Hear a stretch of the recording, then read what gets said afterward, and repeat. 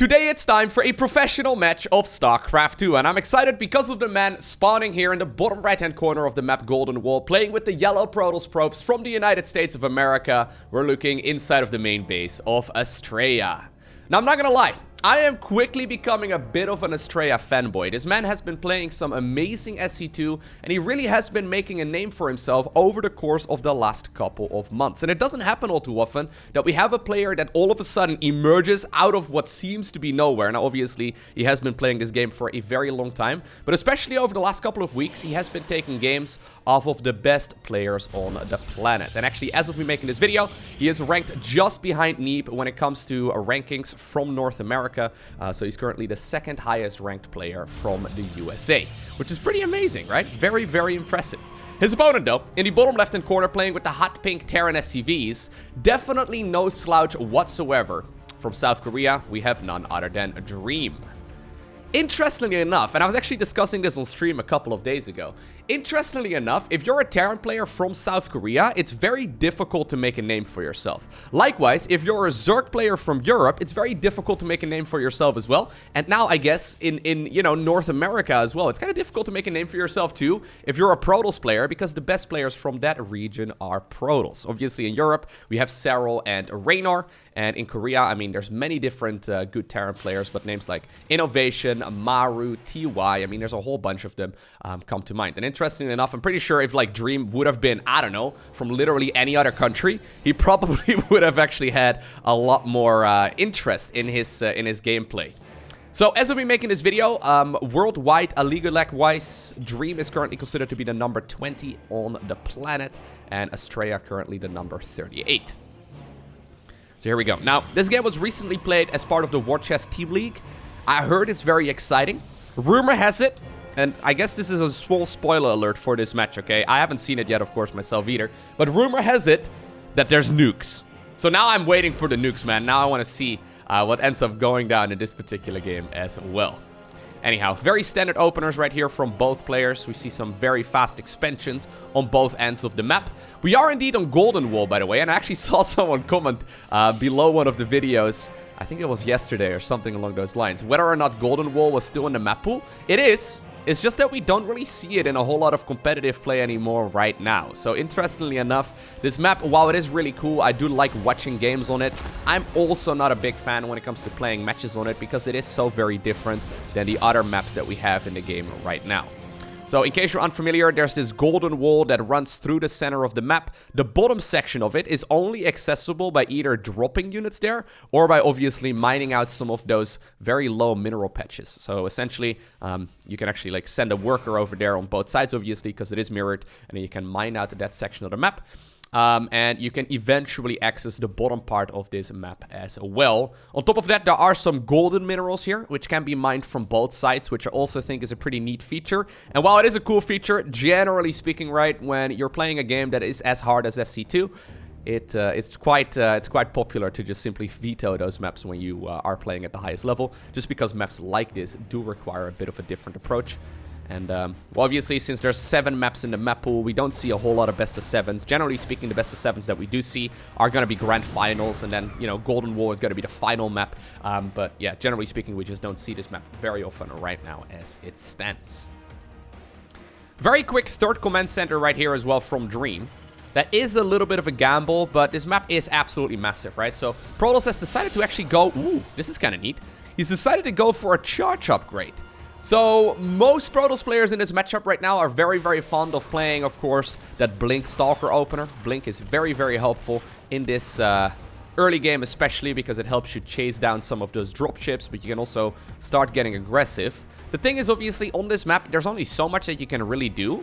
You can't really get a very easy engagement over here, and you can't really blink into your opponent's main base easily either without like taking 7 other blinks in the meantime to try and get into the right position. It's just not really a strategy that is going to be very good here. And I like this, actually. Look at that. Astrea has picked up one lonely little probe. Proby is right over here.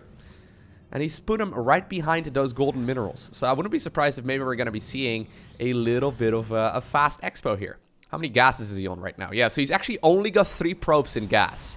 So he's really trying to squeeze out as many minerals as possible to probably go for some of that zealot harassment here inside of the main base, while then simultaneously also grabbing that golden nexus behind that safe wall. Well, I say safe wall, obviously probes can be harassed quite easily from the other side as well. Here we go.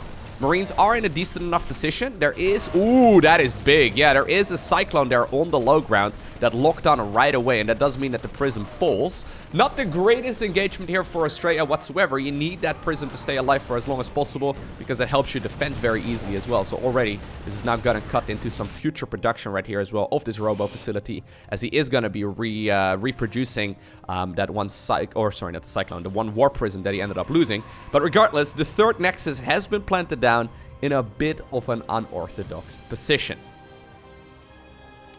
Alrighty, so Dream playing the most standard way of playing Terran ever.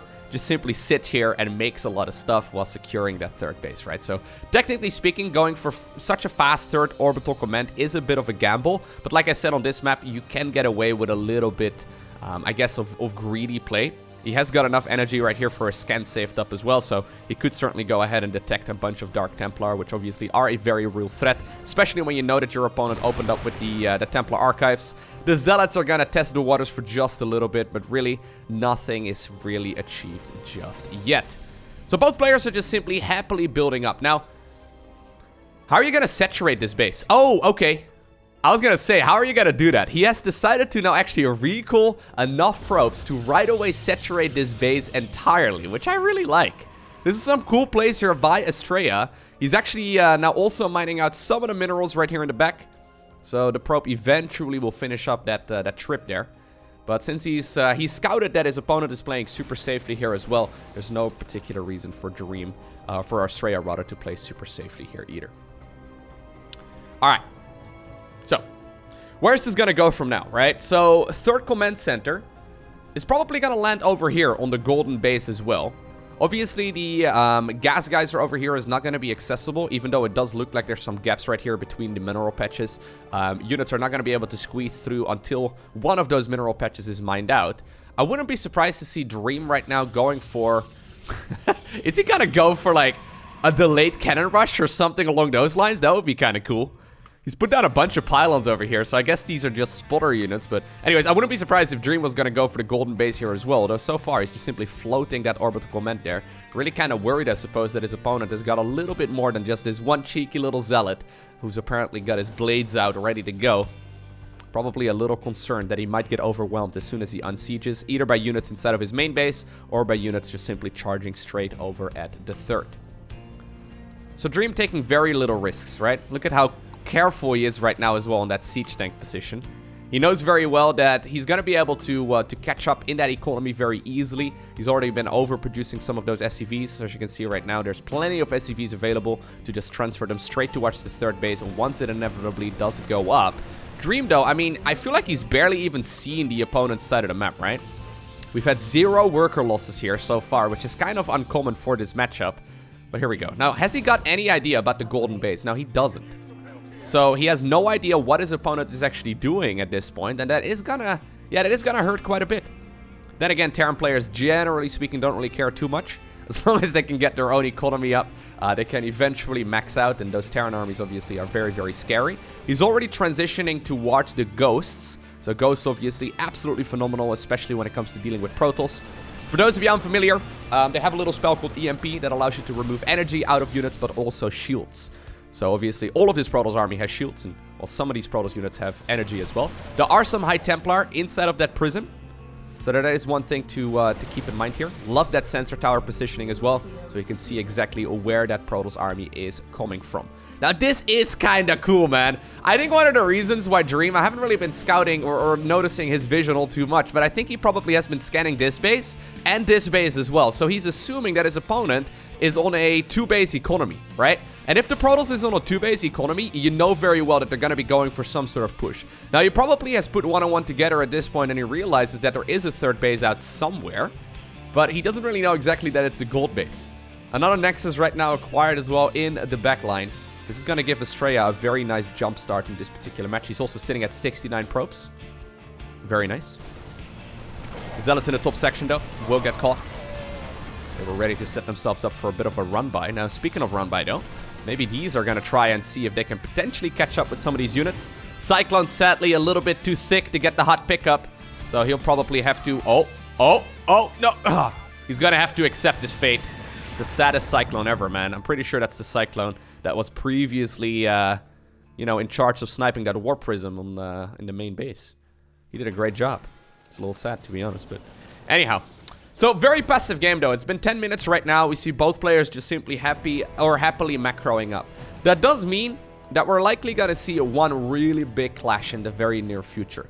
Because the thing is, once both players are maxed out, and that's going to happen very shortly, they're not going to be able to get much more powerful than that.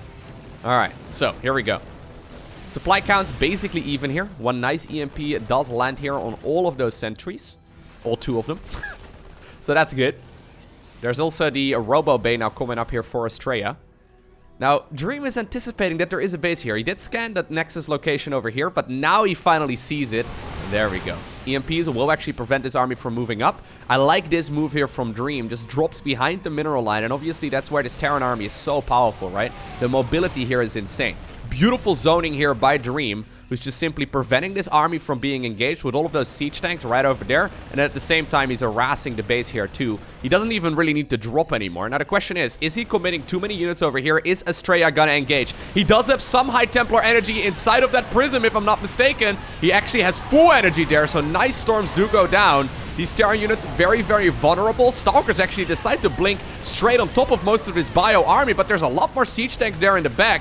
Was this a little bit too aggressive of a move right here by the North American player? It looks like most of the siege tanks will eventually go down, and this Terran army will be pushed away eventually. But here come the reinforcements. 18 probes end up going down here as well. The Nexus still lives, so that's nice. But Astrea right now takes a very significant supply disadvantage. 20 supply lead at this point here. Ooh, for Dream, who's desperately trying to continue pushing here. I like that siege tank positioning right over there quite a bit. Medivacs right now out of energy as well, and I think that eventually... I was going to say, I think that eventually the Protoss is going to be able to stabilize here. It's a bit of an awkward position, though. I don't think actually these Archons can go through. Beautiful force fields, though. That still allows these Archons to actually shoot over the mineral patch and still engage that position here, regardless. All right, Dream in the meantime, happily expanding. He's taking the entire left-hand side of the map. Once the Terran player starts applying pressure like this, it's very difficult for Protoss to actually get into a good spot. Now, I think that this is a High Templar with a Dream over here. I hope that I can catch it once it... Oh, man. No! You're supposed to storm, dude! You were supposed to storm the mineral line. Instead, he died. I was going to say, I think I'm going to have to pay attention, and I hope I can catch the action once it inevitably lands the storm there, but it didn't. It never did. Astrea already has got a backup base as well. Obviously, these couple of golden minerals that still remain are going to run out very quickly, too. So it's not super important. Couple of pylons that were positioned over here were indeed... Ooh, nice pickup there. Were indeed sniped there as well by the Terran player. So that's going to prevent Astrea from getting some additional vision. Alrighty. So, we've had some action now. Who's really ahead? I would likely say that Dream at this point is ahead, but I'm liking the unit composition here for Astrea quite a bit, right? So he doesn't have that much right now, but he's producing a very sophisticated army. So he's got himself, though, Disruptors coming up as well. He's got the High Templar. He's got some Archons. This is not really an army that Dream can just go ahead and break. Protoss obviously very powerful when it comes to playing defensively, especially. So when you're in that defensive posture and you can just simply prevent your opponent from, you know, dealing huge amounts of damage, it's going to be fine. And I think once they inevitably max out, the army here of Astrea is going to be more powerful than that of Dream. Alrighty. Has he been producing out of one engineering bay here all this time? I think he has been. Both players, though, maneuvering on the map, right? Gotta be very careful here. If you get caught with one drop or one Zealot warp in, it's very easy to accidentally lose the game. We actually see some Zealots right here instead of the main base. The yellow color is a little difficult to spot on the minimap, especially on the yellow terrain. I think that this Prism is not gonna make it, but... Ooh, did you see that? The snipe right there on the infantry weapons level 3. Very, very nice. That's going to make this Terran army quite a bit weaker. And that's going to actually slow things down. I mean, I guess he had a second engineering bay right there at the front. Having the attack upgrades for the bio army is significantly more important than having the defensive upgrades. Just because these Marines, I mean, they're kind of, you know, you can just get rid of them. It kind of sounds sad, I know. They're easily replaced.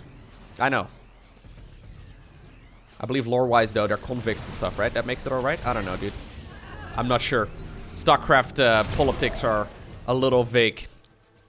It's a little messed up in my opinion. Regardless, I like this move. EMPing even the shield battery, which is a move that we don't all too often see, but I like it. At the same time, Terran drop in the top right-hand corner. Looks like it got caught. There's no medevacs anymore to evacuate this army out of here. Now, Marauders obviously are absolutely fantastic. Nexus in the meantime, right next to the main base, does end up falling. And while the Marauders get a lot of value as well, they will get picked off just by superior Stalker numbers.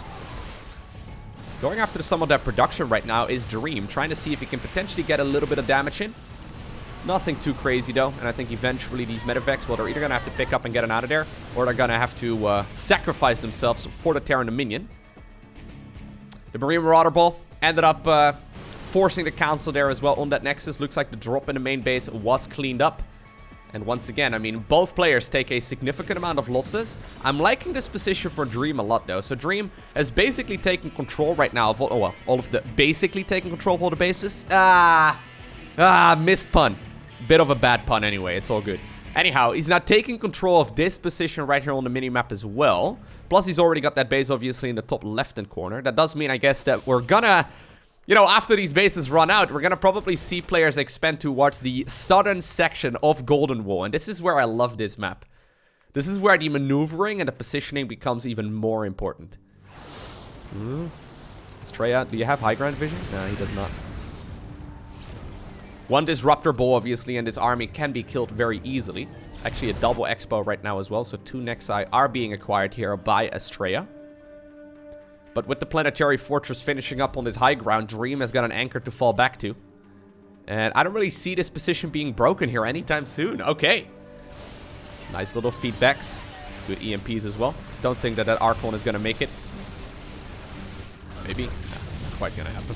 Disruptors desperately trying to see if they can save their buddies. Buddies? Is it Archon plural? I actually don't know. Oh my god. Since it's 2 High Templar or 2 Dark Templar. Or 1 High Templar and 1 Dark Templar. Did you know it? You can do that. Anyway.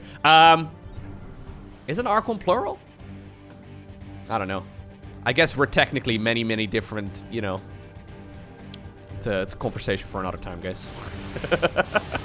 Nice storms once again right there by Astrea. And he does manage to now connect as well. With a couple of those Purification Novas. Nicely done. This is one of the first times where Astrea really seems to get a supply advantage in this game. So he's currently 20 supply up.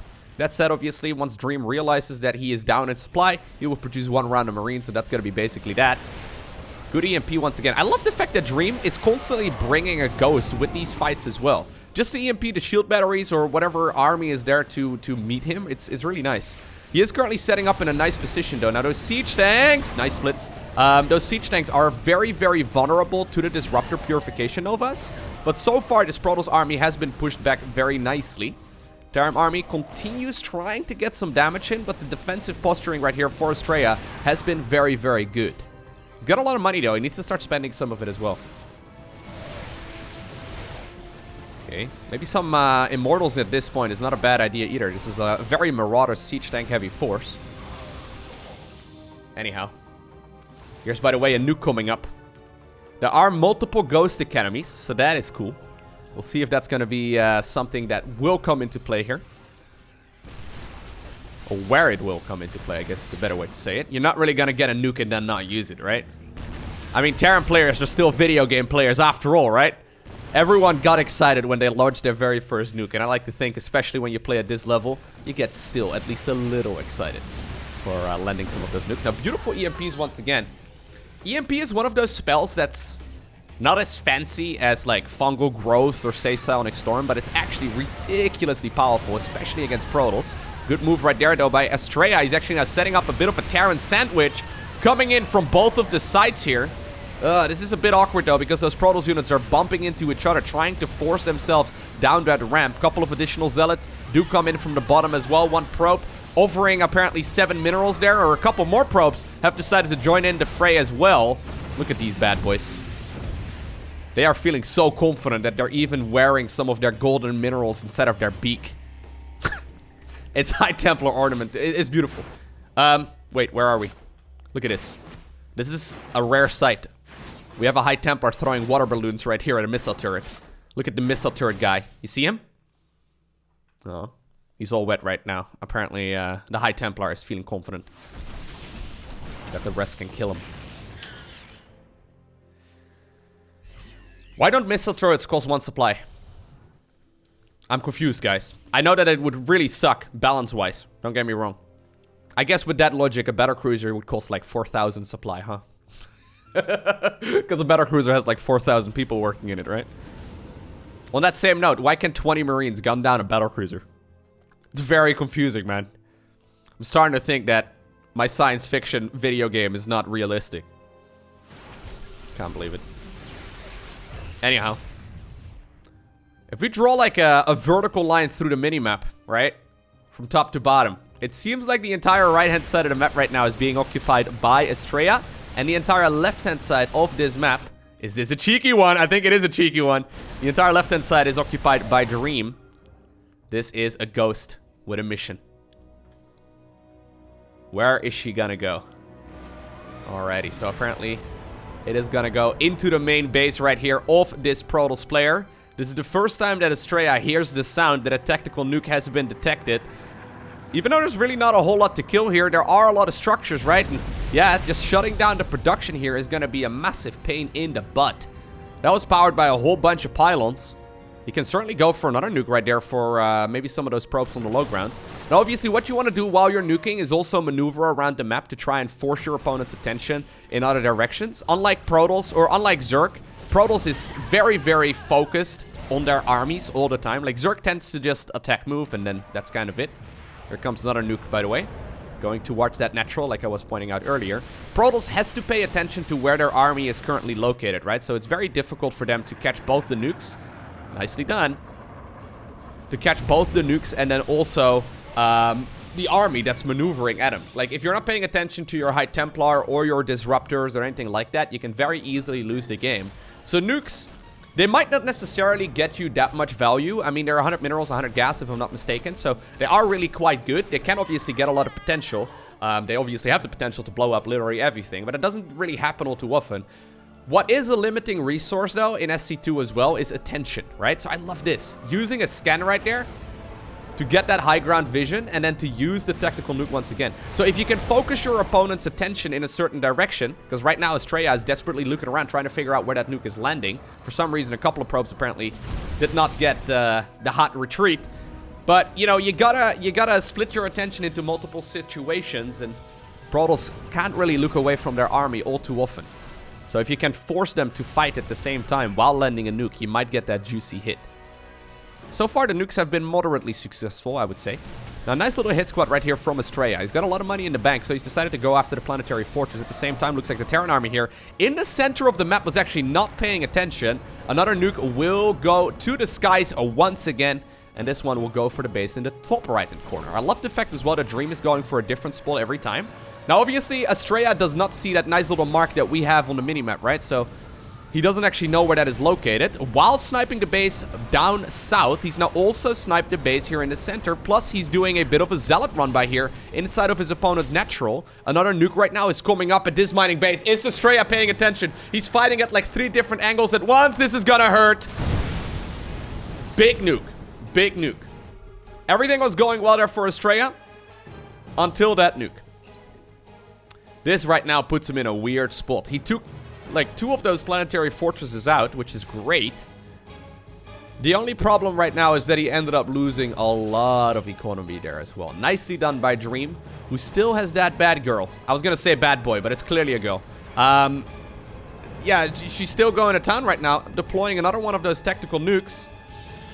She's already got 43 kills, actually. That's crazy. Bam. Nicely done there by the Terran player. I like it. No, eventually, though, her cloaking field ran out.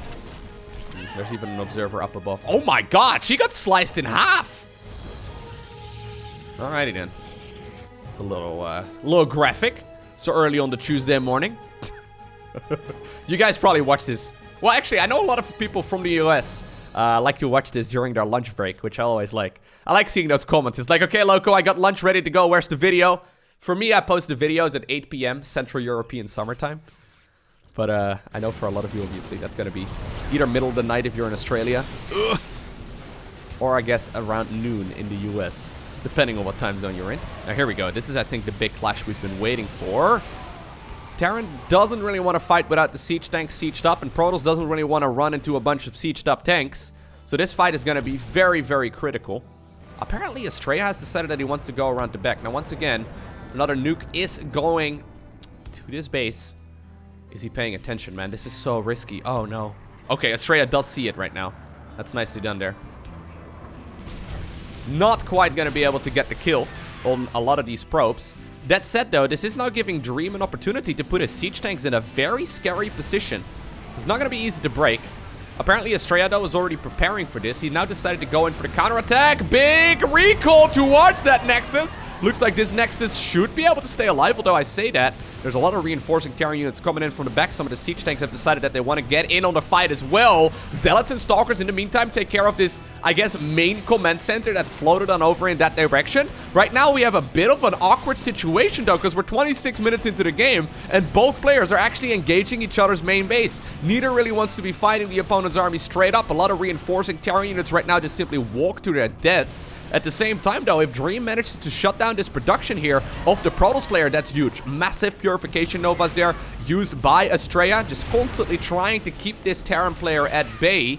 In the meantime, all of the production of the Terran player, well, most of the production of the Terran player is now gone. There's a couple of barracks, a couple of factories in decent positions, but Dream has slowly been chipped away at. Right now, if you look at the supply count, we see a 70 supply advantage here for Astrea, who ended up losing a lot of units here in the process as well, but he's been happily chipping away at his opponent's army here for a little while already. He's now reproducing some of his structures that he's losing inside of the main base. Actually, he's not even losing them just yet, but I think these are going to go down. He's producing some of them once again in the top right-hand corner, including a Dark Shrine, which I like. In these kind of scenarios, since Terran players end up losing a lot of their eco, they will start dropping a lot of mules once again. So mules obviously very helpful, but if you're spending all of your energy on mules, you're not going to be able to get... Actually, he has no energy at all. He's got one orbital command at this point, if I'm not mistaken. Where is it? There it is. Yeah, it's just one orbital. Alright. That said, though, this Terran army is still scary. I like this position right here on the siege tanks. That said, yeah... Zealots do come charging in. Luckily there for Astrea that were already in position. I don't even know if he manually set them to that task or if they took their advantage and just went for it because the Archon was still hanging out. Regardless, Dream is taking care of all of his opponent's economy. Oh, once again. These purification novas are so insane. I feel like Disruptors are one of the few units in StarCraft that are still not properly, like, utilized very often. You know what I mean? Like, we see them a lot right now, but they have the potential to change the game so very easily. And I don't think... Okay, let me put it like this. I don't think we've seen anyone master the Disruptor yet. Base in the top left-hand corner, by the way, also killed by those Protoss units, and that means that Dream actually right now has no income at all. Like, yeah, he's got 0 mineral income and 0 gas income. Reinforcing Protoss units right now also get rid of a bunch of those siege tanks. If we switch on over right there to the units tab, you can follow along with how many units actually still remain. I'm liking this position for Astrea, man. Did Astrea just win another game against a top-level Korean? That's pretty cool. That's pretty cool. I'm not gonna lie. That is so exciting. He's playing, like, he's playing beautiful StarCraft as well. So it's not even so much that he's going, like, we see new Protoss players pop up every once in a while. Like, I remember this new Protoss player in the GSL code S not this long ago. And he was going for cheese every single game, right? And then, what is that? I don't know what's going on there. Anyhow, he was going for like a cheesy strategy every once in a while. And there are Protoss players that can reach a very high level and compete within like the top 100 of the game, playing cheesy build orders every time. The problem is, if you play cheesy builds every time, at some point, opponents will just start blind countering you because they know what you do, right? They know what you're capable of and what you're not capable of. Astrea doesn't play that way. Astrea plays solid, straightforward StarCraft, no tricks, no shenanigans, just really good, high-skilled gameplay. Now, Dream, by the way, is sitting in his game for a little while longer. I don't think he's quite aware of the fact of how many Protoss units are still on this map. He was like 150-something supply behind there. So eventually, Astrea does force this Terran out of the game, and that means he obtains the victory. Hope you enjoyed watching this video. If you did, hit that like button down below. If you want to see more, you know what to do. Hit that subscribe button. But for now, I want to thank you for watching. Have an awesome day. Don't forget to smile. And I'll see you once again in the next one.